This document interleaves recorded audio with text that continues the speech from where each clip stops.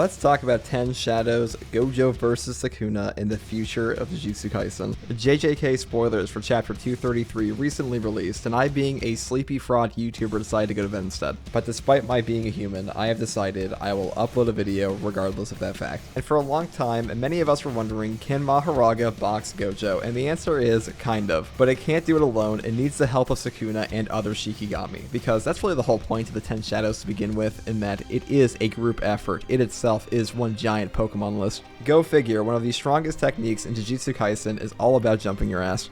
And as we go further into Gojo versus Sukuna, it's really just become 10 Shadows versus Gojo for the most part. And that might upset some people, but do you really not want to see 10 Shadows fight Gojo? This is the throwback. Sukuna is in the body of the head of the Zenin clan right now. Well, whatever's left of it. And the likelihood of Sukuna keeping 10 Shadows after this fight is over is so low that this is really the only time we're probably going to get to see it.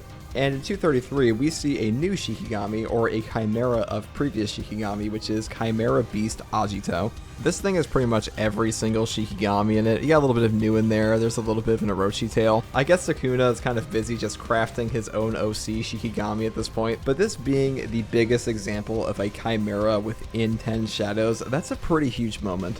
And it begs the question, what is the finale of 10 Shadows? Because while Sukuna has done a lot more with 10 Shadows than anyone in history, we still have more to see, and especially with things like Chimera Shadow Garden. And personally, I am on the train that Gojo is going to save Megumi, and that is his whole plan in this fight at all costs. I think it is something he is willing to die for. And while Gojo may struggle with these Shikigami a bit, because Sukuna is using Mahoraga's ability to break through infinity as an opportunity to attack, I still think, despite that, Gojo is going to eradicate some of these Shikigami. Because this fight's a back and forth every time. Every time it looks like someone's about to die permanently, they just get out of it.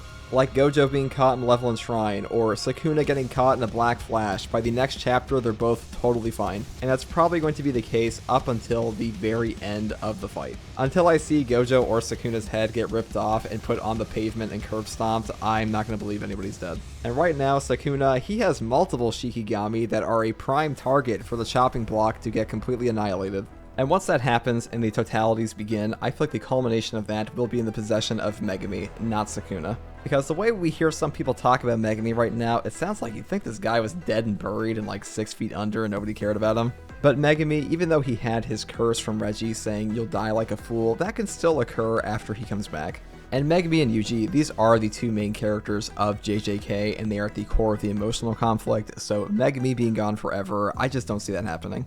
And I make a lot of predictions on this channel. Some of them are just week to week, and I'm just kind of interested to see what might happen in a fight or something. But when it comes to overall plot, things like Yuji versus Sukuna, I'm pretty set on that. Because there are some things in Jujutsu Kaisen that are so integral to the arcs of characters that they are pretty much guaranteed to happen. A good example of that would be Gojo getting free from the box. There was never going to be a Jujutsu Kaisen where Gojo did not fight Sukuna after he got free from the box. It is the cornerstone of the fucking multiverse. It was always going to happen. These two were going to tussle and throw hands. And Megumi coming back and Yuji fighting Sukuna, I see these two events in the same way. But on the note of Megumi coming back, I hope he's taking notes, and I hope Gojo's Unlimited Void didn't fry his brain too hard. Because the way Sukuna is using 10 Shadows, I'm sorry, he just took the water from Max Elephant and made Choso's whole ass technique. Blood is like 90% water, or plasma is like 90% water. I don't know, I'm not a biologist. But the blood manipulation, it's not too far off, and Sukuna having seen Choso inside of Yuji, this is probably when he found out what he'd do.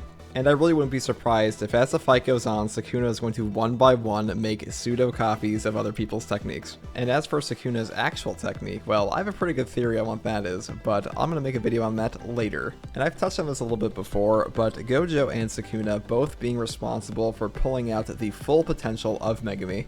Both Gojo and Sukuna recognize that Megumi is wasting his talent. He has one of, if not the best techniques in all of Jujutsu Kaisen. And Megumi and Yuji both benefiting from their experience with the two strongest sorcerers to ever live. I think that has a lot of thematic weight to it. And there are some other layers I want to peel back here with the narration around Gojo thinking about Toji and being satisfied by the combat. And there's the interesting narration that everybody thought Gojo might lose to Sukuna, and even Gojo thought he might lose. And I think that adds a lot of depth to some of his interactions with characters like Yuji. where Yuji says, "Sensei, your CT is still up," and Gojo is so intense because he thinks he might die, and it took Yuji to get him out of that, so I think that's great.